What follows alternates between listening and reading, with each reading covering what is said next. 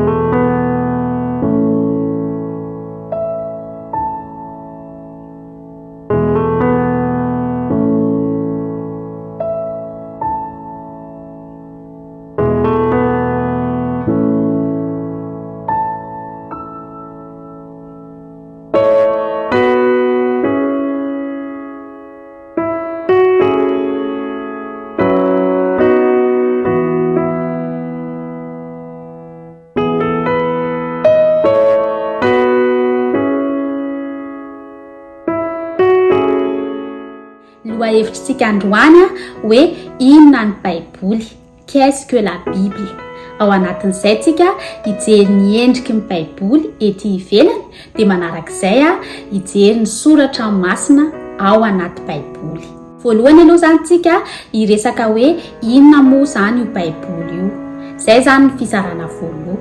Dia avy eo tsika hiresaka momba ny testameta taloha. Dia manarak'izay tsika hiresaka momba ny testameta vaovao. Dia farantsika hiresaka momba ny fahasamihafan'ny endrin'ny Baiboly ety ivelany arakarak'ilay antoko-pivavahana. Ohatra hoe manahoana ny endriky ny Baiboly amin'ny katolika, manahoana ny endrin'ny Baiboly amin'ny protestant, manahoana ny endrin'ny Baiboly amin'ny orthodoxe. Mety gaga ianao inona ny orthodoxe zany fa hoazavaiko mendalana hoe inona daholo zany, tsy hoe inona daholo be dia be ny antoko-pivavahana. Za tsy tena antoko-pinoana satria raha mbola samy kristianina ihany dia tokony hitovy ny finoana, izany hoe mino an'Andriamanitra dia mino an' Jesosy Kristy. Fa ilay tiako tenena hoe antoko-pivavahana, institution religieuse maro isan-karazana. Za tsy teny fa betsaka loatra le institution anatin'ny tontolon'ny kristianina fa izay anankitelo izay aloha zany no ataoko hoe fizarana lehibe hita ao amin'ny tontolon'ny kristianina. Dia izay no jerentsika. Tsy ho vitantsika androany daholo le fizarana efatra reo fa mety le fizarana roa voalohany no jerentsika androany dia manaraka indrayntsika mijery an'le fizarana roa farany. Inona ary zany ny Baiboly? Ny Baiboly dia collection de livres, fitambarana boky be dia be natao anatin'ity Baiboly ity. Dia ohatran'ny biblioteka izy io satria hitanao biblioteka misy boky be dia be ao anatiny dia mizara isan-tsokajiny, mizara arakarak'ilay lohahevitra. Ohatra hoe ato daholo ny boky ny science, ato daholo ny boky ny histoire, ato daholo ny boky ny droit, ato daholo ny boky ny économie, ato daholo ny boky ny géographie. Ohatrohatr'izay ny ao anaty biblioteka dia ohatran'izay mihitsy ny ao anaty Baiboly. Misy boky be dia be dia mizara isaky ny lohahevitra, mizara isaky ny sokajiny hoe ato ny boky ny lalàna ohatra, ato ny boky ny littérature, ato ny boky misy zavatra ohatran'izany atao anatin'ity Baiboly ity. Hojerentsika mendalana zany izay. Dia zay zany momba ny Baiboly. Fa ny tena tiako tenena momba ny ty hoe inona ny Baiboly ity, akoatran'ilay hoe mini biblioteka ny Baiboly, akoatran'ilay hoe boky be dia be ny ao anatin'ny Baiboly dia tiako ho tsindriana hoe matetika ny olona manana hevitra hoe zavady Baiboly zany ange olona nanoratra azy fa maninona lazaina hoe tenin'Andriamanitra nefa olona nanoratra azy, olona ohatranao sy za ihany, manam-pahotana ohatranao sy za ihany. Matetika misy olona miteny izay. Tsy tena diso ilay izy fa tsy tena marina koa. Ho teneniko anao hoe fa maninona miteny izany? Olona tokoa nanoratra an'io. olona ohatranao za tena marina, olona manam-pahotana ohatranao za tena marina zany, fa tsy araka le fieritreretana azy hoe tsy ilana azy, tsisy ilana azy io fa ohatran'ny boky rehetra ihany, boky soratan'olona ihany. Meko ohatra kely ianao ohatra zany hoe ny dadanao na mamanao maniraka anao hoe mandehana le retsy mandeha makany amin'ny dadatosiny eny to, de mba angatao zareo mba hindrana an'le machine, ohatra hoe le machine fanjairana ohatra zany, ohatra hoe any amin'ny eny to de mba angatao le machine fanjairana fa misy zavatra tiako zairina, ohatra hoe zay zany teneny mamanao. De lasa ianao mandeha makany amin'ny eny to, de miteny ianao hoe afaka mba hindra aminay ve le machine fanjairana. De te anontany ianao zany hoe iza zany le niteny, enao ve le niteny tamin'ny toanao sa mamanao? Enao le niteny taminy, enao le nametraka an'le fanontaniana hoe afaka mindrana an'le machine, afaka hindra aminay ve le machine fanjairana. Fa tena teny avy aminao ve zany hoe initiative anao ve nandeha tany amin'le nentoanao antany izay hindrana an'izay machine izay, sa le reninao no naniraka anao, zany hoe tenin'le reninao le izy fa nasainy teneninao tany amin'le nentoanao.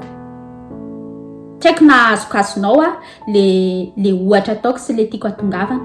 Ny tiako atongavana zany de zao: olona tokoa no nanoratra an'ity baiboly ity, fa notendren'Andriamanitra, nosoran'Andriamanitra, nomeny tsindrimandry, nomeny hery, nomeny fahefana, nomeny fahafana zay tianao, nomeny fanahana mba hahafahan'le olona manoratra ilay teny rehetra tian'Andriamanitra ho ampitaina amin'ny olona. Zay tenin'Andriamanitra zany le izy fa nosoratan'le olombelona, tsy initiativan'le olona, tsy zavatra firon'le olona fa zavatra nampitenen'Andriamanitra azy. Ka samy marina le hoe tenin'Andriamanitra ny baiboly sy le hoe olombelona nanoratra an'io, fa tsy hoe satria olombelona nanoratra an'io de dikan'izay zany tsy tena important zany le izy, tsy ilaina satria mitovy amin'ny boky rehetra ihany, satria olona rehetra ohatran'ny olona rehetra ihany nanoratra an'io. Azonao ngamba le tiako atongavana. Ny baiboly zany de tenin'Andriamanitra ihany izy io, zay mahatonga azy antsoina hoe soratra masina. De efa miresaka an'izay ihany tsika hoe soratra masina, de ho atoroko anao amin'ny alalan'ity baiboliko ity hoe tamin'ny voalohany ity partie mateviny ity ihany no antsoina hoe soratra masina. Ty partie mateviny ity manko amin'ny baibolitsika kristianina ty no antsoina hoe testameta taloha. De ty manifinify ity hitanao eo misoratra hoe nouveau testament, zava ty manifinify ity no antsoina hoe testameta vaovao. Ty zany testameta taloha.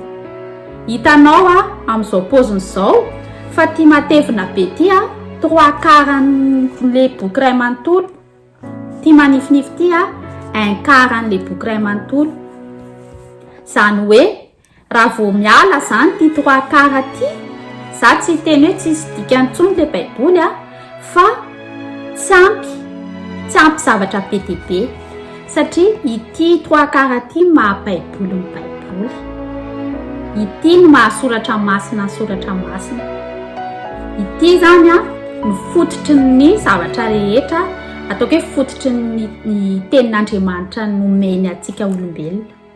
Raha vao tsy mahafantatra an'ity ianao de tena miraté zavatra be dia be ianao ao amin'ny fahalalanao ny tenin'Andriamanitra, ao amin'ny famakianao ny baiboly.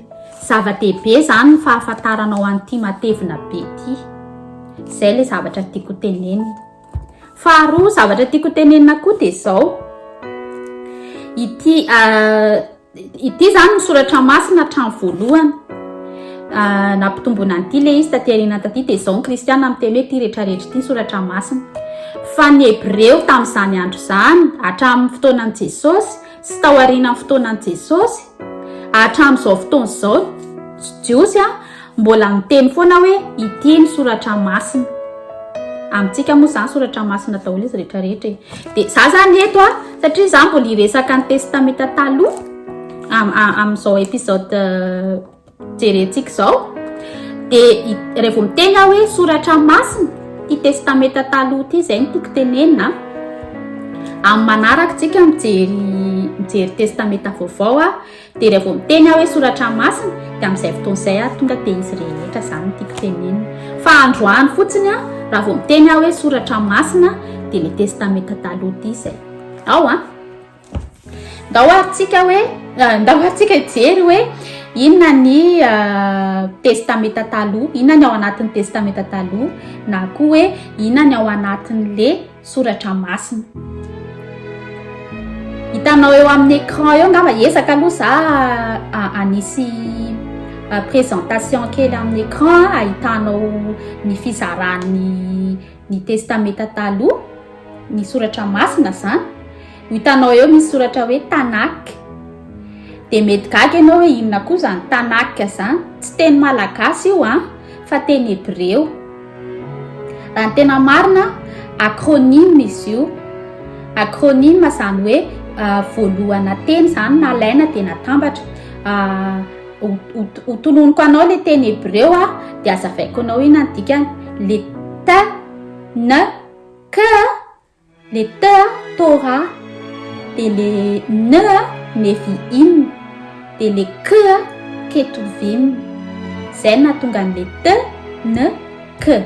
Fa mba hatsaratsara an'le fomba fanomona azy zany dia nampiana voyelle A eo anelanelan'le lettre dia lasa hoe Tanak. Raha ny tena marina azy le K io tsy tononina K amin'ny teny Hebreo fa tononina hoe H, Tanakh. Tsy ampianatra anao teny Hebreo fa ampafantatra anao fotsiny hoe zay ny anaran'le soratra masina. Ny jiosy amin'izao fotoana izao hatramin'izay na jiosy ny jiosy hatramin'ny na Hebreo any Hebreo ka hatramin'izao rehefa miteny izy hoe baiboly, miteny baiboly ihany izy dia miteny ihany izy hoe soratra masina, fa matetika ny terme ampiasainy hoe ao anaty Tanakh. Rehefa miteny an'izay izy hoe Tanakh, soratra masina zay no tiany teneny na le atsotsika amin'izao fotoana hoe testamenta taloha. Dia ino io Torah io lalàna. Zany hoe ao anatin'ny Torah zany bokin'ny lalàna. Ao anatin'le hoe Nevi'im bokin'ny mpaminany satria Nevi'im zany mpaminany ny dikan'izany. Dia ao anatin'le Ketuvim soratra hafa ankoatran'ny lalàna sy ny mpaminany zany. Zay soratra hafa ankoatran'izay zany dia natambatra sokajy iray daholo dia natsoina hoe Ketuvim. Dikan'le Ketuvim asa soratra, écrit divers écrits. Dia zay zany le Tanakh. Tandremo misy olona mafatapatatra kely an'le hoe Torah dia mieritreritra izy hoe Torah baibolon'ny jiosy. Non, ny baibolon'ny jiosy Tanakh zay ny anarany. Fa ao anatin'le Tanakh no misy an'le Torah zay tsy inona fa ny bokin'ny lalàna. Azonao ngamba le mahasamihafa azy. Eny misy aloha zany miteny any ao anaty Torah fa le Torah tsy le Tanakh iray manontolo, tsy le soratra masina iray manontolo fa sokajy iray ao anatin'le Tanakh ihany le Torah. Le ao bokin'ny lalàna zany hoe le boky 10 voalohany hitantsika ao amin'ny baiboly. Zay zany le Torah. Fa ny Tanakh zafady foatra mamerimberina be satria misy olona mandiso matetika an'izy io dia tiako mazava tsara hoe samihafa ny Tanakh sy ny Torah. Ny Torah ao anatin'le Tanakh. Ohatrany ianao miteny hoe Genèse sy ny Ancien Testament, samihafa zany ao anatin'ny Ancien Testament misy ny Genèse, dia ohatr'izay koa ao anatin'ny Tanakh no misy ny Torah. Manarak'izay efa nitenentsika teo zany ao anatin'ny Torah no misy an'le boky 5 voalohany zay nosoratan'i Mosesy na Moïse. Ao anatin'le boky mpaminany mazava loatra fa zavatra nosoratan'ny mpaminany rehetra zany ny ao anatiny ao. Tafiditra ao anatin'ny mpaminany hitanao eo amin'ny écran eo ngamba tafiditra ao anatin'ny mpaminany ny bokin'ny Joshua, tafiditra ao anatin'ny mpaminany ny bokin'ny Samuel. Raha tsy niteny bokin'ny mpitsara, bokin'ny juge adiniko nanoratra an'le izy fa tafiditra ao anatiny. Mety gaga ianao hoe fa nga misy mpaminany resaka mpaminany tao amin'ny bokin'ny mpitsara, au moins misy mpaminany anankiray ao nisy an'i Deborah fa tsy zay zany le nahatonga an'le izy le tenena hoe boky mpaminany daholo reny, satria amin'ny kolotsaina hebreo, amin'ny fombafomba amin'ny hebreo sy ny toetsaindry zareo tondran zareo azy de mpaminany daholo reny, na i Mosesy mpaminany, Arona mpaminany, Davida mpaminany daholo reny amin'ny zareo. De zay mahatonga ny antsika manko raha vao hoe mpaminany de ohatrany hoe Ezekiela, Daniela, Jeremia, iza koa ohatr'izay ny Isaia, zay ny tsika hoe mpaminany. Fa amin'ny hebreo na ny jiosy mpaminany daholo, Mosesy, Abraham mpaminany daholo reny amin'ny jiosy na ny amin'ny hebreo. De tiako mazava kokoa aminao koa zany zay zavatra izay.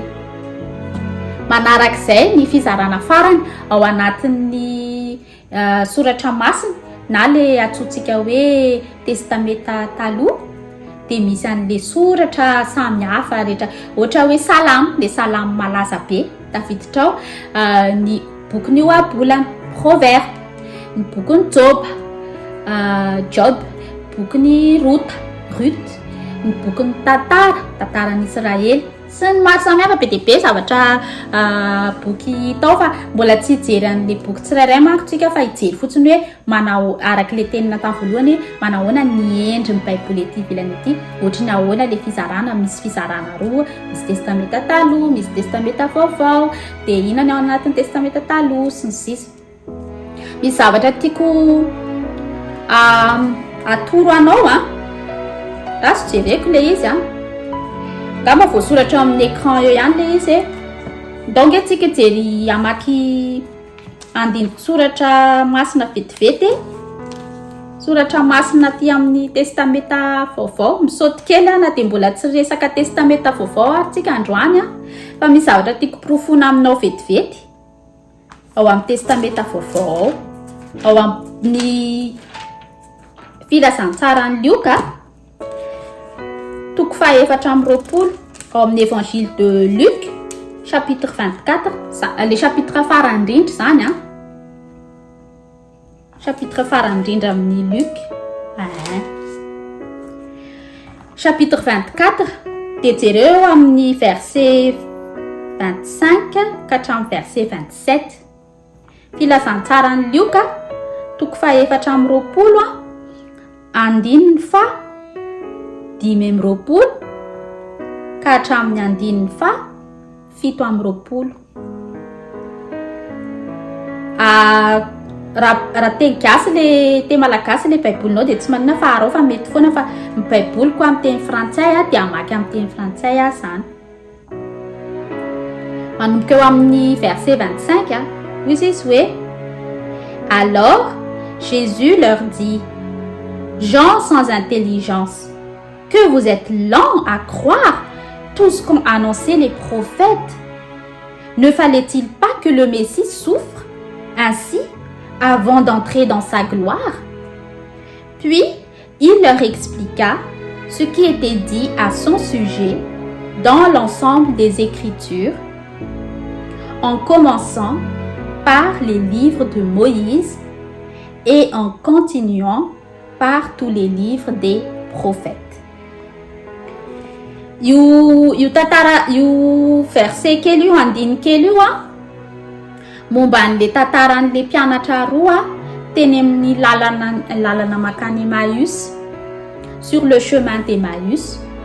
Io zany efa tao aorinan'le Jesosy nimboana teo amin'ny hazo fijaliana de efa nalevina izy maty izy zany de efa nalevina izy de efa le 3e jour le andro fahatelo tao aorinana fahatesana zany hoe ataontsika hoe lahady zany tsy haiko na lahady atoandro na lahady après midi zany io mandeha zany le mpianatra anankiroa de miresaka momba ny Jesosy zany zareo sady ohatrany hoe malahelo hoe tsika mba nanatenery hoe ty le hoe iny le olona le Messie le mpamonjy antsika mpamonjy ny zanak'Israely sy kanjo maty izy miresaka momba an'izay zany zareo de tsy fantatry zareo fa kay Jesosy manaraka avy ao aoriana ao de maheno an'le resaka zareo de farany nanantona de miteny zany hoe fa ino zany resahanareo zany de gaga zany le mpianatra roa hoe odry fa ty olo ty taiza foana taiza tamin'ny orandona izy izy le namako zay